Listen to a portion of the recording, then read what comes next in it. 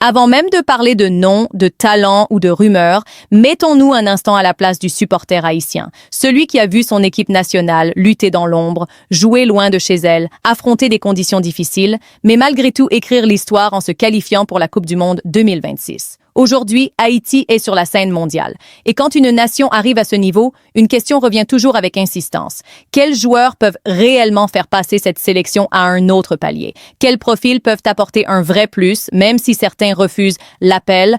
C'est exactement la problématique de cette vidéo. Même si certains binationaux disent non à Haïti, est-ce qu'un joueur comme Allan Saint-Maximin pourrait, à lui seul, changer la dimension de cette sélection s'il venait? Et surtout, est-ce que son profil correspond vraiment aux besoins des Grenadiers? Avant d'entrer dans l'analyse, prenez 2 secondes pour soutenir le travail. Si vous aimez le football sans langue de bois, les analyses honnêtes et le football haïtien mis au centre du débat, likez cette vidéo, abonnez-vous à FIFA Foot et dites-nous en commentaire depuis quel pays vous regardez la chaîne. Maintenant, entrons dans le sujet. Allan Saint-Maximin n'est pas un joueur ordinaire. C'est un joueur qui divise, qui intrigue, qui fascine. Certains voient en lui un génie du dribble, d'autres un talent mal exploité. Mais une chose est certaine, quand Allan Saint-Maximin est sur un terrain, il se passe toujours quelque chose. Formé en France, passé par Saint-Étienne, Monaco, Bastia et Nice, il s'est surtout révélé aux yeux du grand public lors de son passage à Newcastle en Premier League. Dans l'un des championnats les plus physiques et exigeants du monde, il est devenu une référence en matière de percussion offensive. Son style est clair. Vitesse, explosivité, prise de risque, 1 contre 1 permanent. Il n'est pas un joueur qui attend que le jeu vienne à lui, il provoque, il force les situations, il oblige les défenses à reculer. Ce type de profil est rare, surtout dans des sélections qui ne disposent pas d'une armada de stars capables de faire la différence individuellement. Aujourd'hui, Allan Saint-Maximin évolue au Club América au Mexique après des expériences récentes en Arabie Saoudite et en Turquie. Certains diront que sa carrière a pris un tournant moins prestigieux, d'autres diront qu'il a fait des choix financiers. Mais la réalité sportive est plus nuancée. À 28 ans, il reste dans une phase où il peut encore influencer des matchs de haut niveau. Son explosivité n'a pas disparu. Sa capacité à éliminer n'a pas disparu. Et surtout, son expérience du très haut niveau européen reste un capital énorme. Mais pourquoi son nom est-il associé à Haïti? Tout simplement parce qu'il existe des rumeurs persistantes autour de son éligibilité liées à ses origines familiales. Sur le papier, certains estiment qu'il pourrait être sélectionnable. Et dès que Haïti s'est qualifié pour la Coupe du Monde 2026, ces rumeurs ont explosé. Parce que quand une sélection arrive au mondial, elle attire automatiquement les regards, les ambitions et parfois les fantasmes. Cependant, Allan Saint-Maximin a été très clair. Il a publiquement démenti toute démarche visant à rejoindre la sélection haïtienne. Il a félicité les Grenadiers pour leur qualification historique, mais il a précisé qu'il n'y avait aucun projet, aucune discussion et aucune intention de sa part de porter le maillot haïtien. Il a même insisté sur le respect dû aux joueurs qui ont obtenu cette qualification sur le terrain sans aide extérieure. Mais le cœur de cette vidéo n'est pas de forcer un choix qui n'existe pas. Le vrai débat est ailleurs. Même si Allan Saint-Maximin ne vient pas, son profil nous permet de poser une question essentielle. Quel type de joueur manque réellement à Haïti pour franchir un cap au mondial? Et la réponse est claire. Haïti manque de joueurs capables de créer un déséquilibre individuel face à des blocs défensifs organisés.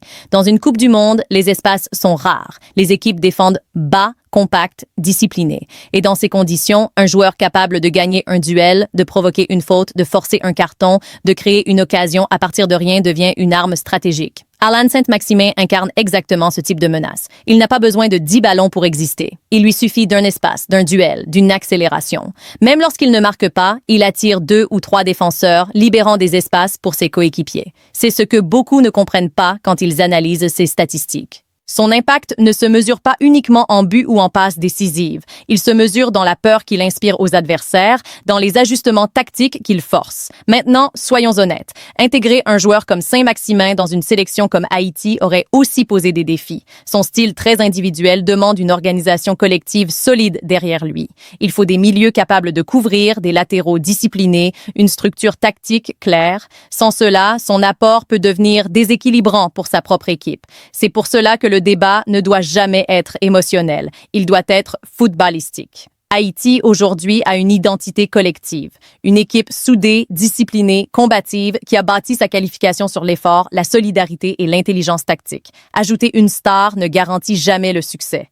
Mais ignorer le besoin de profils capables de faire la différence individuelle serait une erreur stratégique au plus haut niveau. Et c'est là que le cas Alan Saint-Maximin devient symbolique. Il représente ce que Haïti pourrait gagner si un joueur de ce calibre, pleinement engagé et intégré, venait renforcer la sélection. Même s'il a dit non, même s'il ne viendra probablement jamais, son profil met en lumière un manque structurel que la fédération et le staff doivent anticiper. Préparer des joueurs capables d'assumer ce rôle de détonateur offensif, qu'ils soient issus de la diaspora ou du championnat local. Dans une Coupe du Monde, on ne survit pas uniquement avec la discipline. On survit aussi avec le courage de tenter, de provoquer, de surprendre. Et Alan Saint-Maximin, qu'on l'aime ou non, incarne cette audace. Haïti n'a peut-être pas besoin de son nom, mais elle a besoin de ce type de joueur. C'est cette réflexion que cette vidéo veut ouvrir, au-delà des rumeurs, au-delà des refus, au-delà des fantasmes. Si Alan Saint-Maximin ne vient pas et s'il ne viendra probablement jamais, la vraie question devient alors stratégique. Comment Haïti peut-elle compenser l'absence d'un joueur capable de faire basculer un match à lui seul? Parce que la Coupe du Monde 2026 ne sera pas une compétition de sentiments, mais une guerre tactique. Chaque erreur se paie cash, chaque manque se voit immédiatement, chaque faiblesse est exploitée par l'adversaire. Et Haïti devra affronter des nations habituées à ce niveau avec des joueurs évoluant dans les plus grands championnats du monde. La première réponse est collective.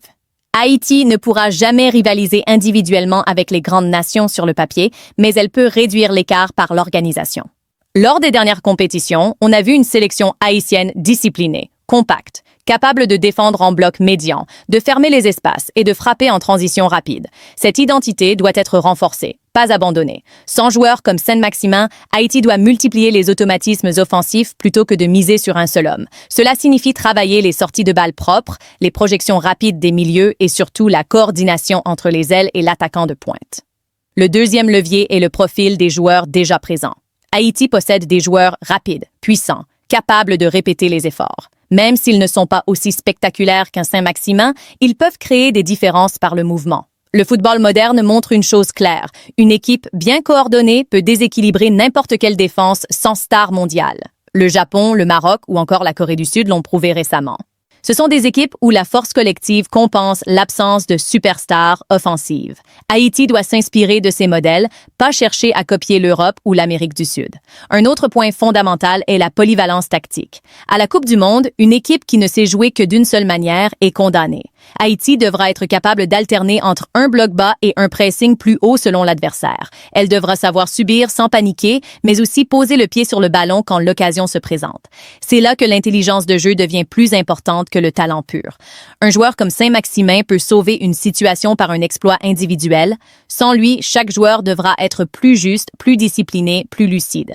La gestion émotionnelle sera aussi un facteur clé. Le Mondial 2026 sera une première historique pour beaucoup de joueurs haïtiens.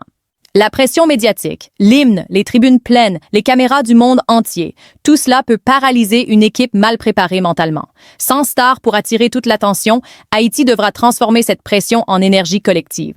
Le message devra être clair. Personne n'est au-dessus du groupe, mais tout le monde est responsable du résultat. C'est ici que le rôle du staff devient central. Le sélectionneur devra faire des choix courageux. Il devra parfois sacrifier le spectacle pour l'efficacité. Il devra accepter de jouer sans le ballon contre certaines équipes et frapper là où ça fait mal, sur coups de pied arrêtés, sur transition rapide, sur erreurs adverses. Les phases arrêtées, justement, peuvent devenir l'arme numéro 1 d'Haïti. Dans les compétitions internationales, une équipe bien organisée sur corner et coup franc peut marquer contre n'importe qui. C'est une réalité souvent sous-estimée. Enfin, il y a un dernier aspect, souvent ignoré mais essentiel, l'identité. Haïti n'a jamais été une nation de stars mondiales, mais elle a toujours été une nation de caractère. Une équipe qui refuse d'abandonner, qui joue avec le cœur, qui transforme chaque match en combat. À la Coupe du Monde, cette mentalité peut surprendre. Elle peut déstabiliser des équipes trop confiantes. Elle peut créer des exploits.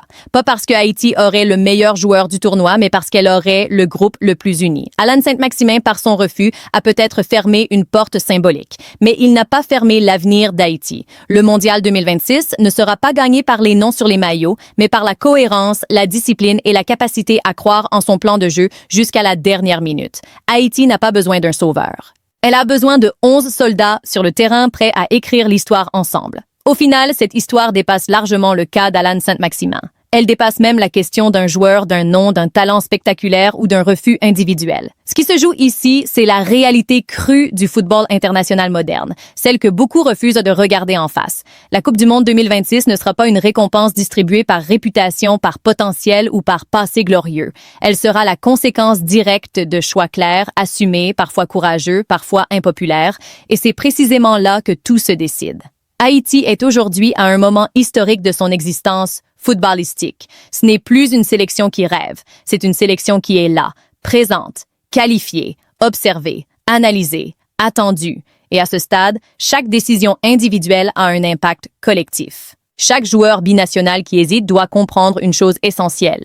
Le temps ne joue pas en faveur de l'indécision. Le football n'attend personne. Les compétitions avancent, les générations passent et les opportunités se referment sans prévenir.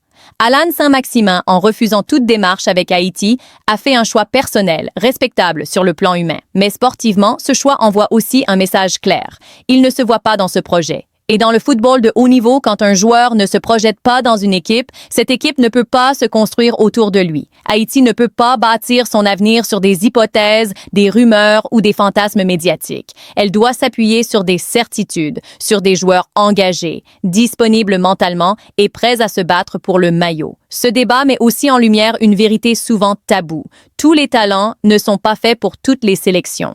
Un joueur peut être exceptionnel en club, spectaculaire dans un championnat donné, et pourtant ne pas correspondre aux besoins réels d'une équipe nationale. Le football de sélection est un autre sport. Il demande adaptation, sacrifice, compréhension tactique rapide et surtout une capacité à s'effacer pour le collectif. À la Coupe du monde, les individualités brillent surtout quand le cadre collectif est solide. Sans ce cadre, même les meilleurs disparaissent. Haïti, de son côté, doit tirer une leçon fondamentale de cette situation.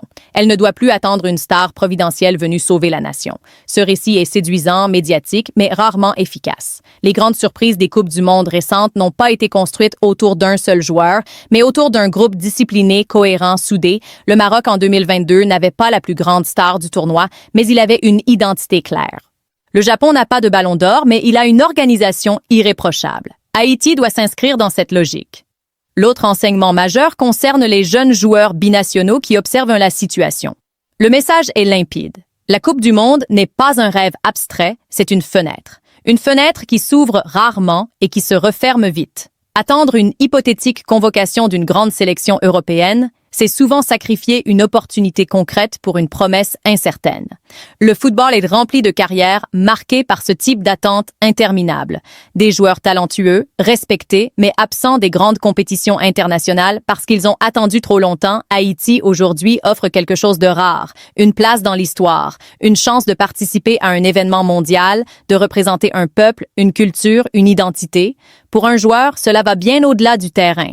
Une Coupe du monde change une carrière, une perception, une trajectoire. Elle ouvre des portes, attire des regards, crée des opportunités sportives et économiques. Refuser cela n'est pas une erreur morale, mais cela peut devenir une erreur stratégique. La sélection haïtienne doit donc avancer sans regret. Elle doit accepter que certains talents ne viendront pas. Elle doit cesser de courir après ceux qui ne répondent pas à l'appel. Une équipe nationale forte est une équipe qui sait dire non à l'illusion et oui à la construction. Le staff, les dirigeants et les supporters doivent être alignés sur cette vision. Privilégier l'engagement à la réputation, la disponibilité à la promesse, la cohérence au buzz. Mentalement, Haïti devra se préparer à un mondial exigeant. Chaque match sera un test, chaque erreur sera amplifiée. Mais chaque bonne décision collective pourra créer un exploit.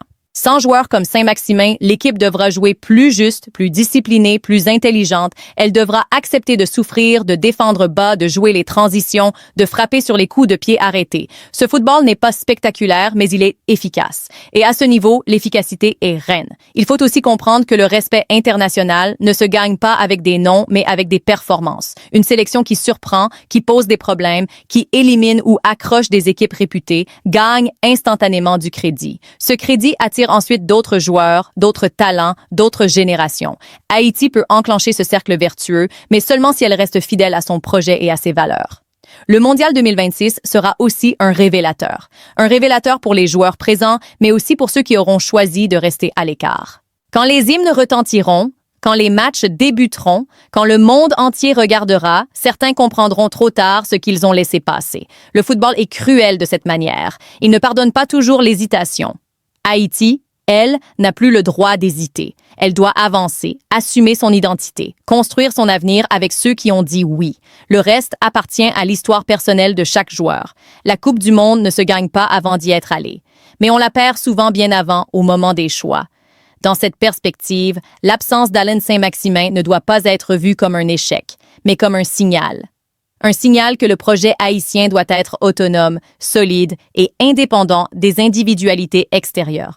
Le véritable succès d'Haïti en 2026 ne sera pas seulement dans les résultats, mais dans l'image qu'elle renverra, celle d'une nation organisée, fière, compétitive, respectée. Et cela, aucune star ne peut l'offrir à elle seule. Ce mondial sera écrit par ceux qui auront eu le courage de s'engager quand il le fallait. Les autres regarderont. Le football, lui, continuera d'avancer.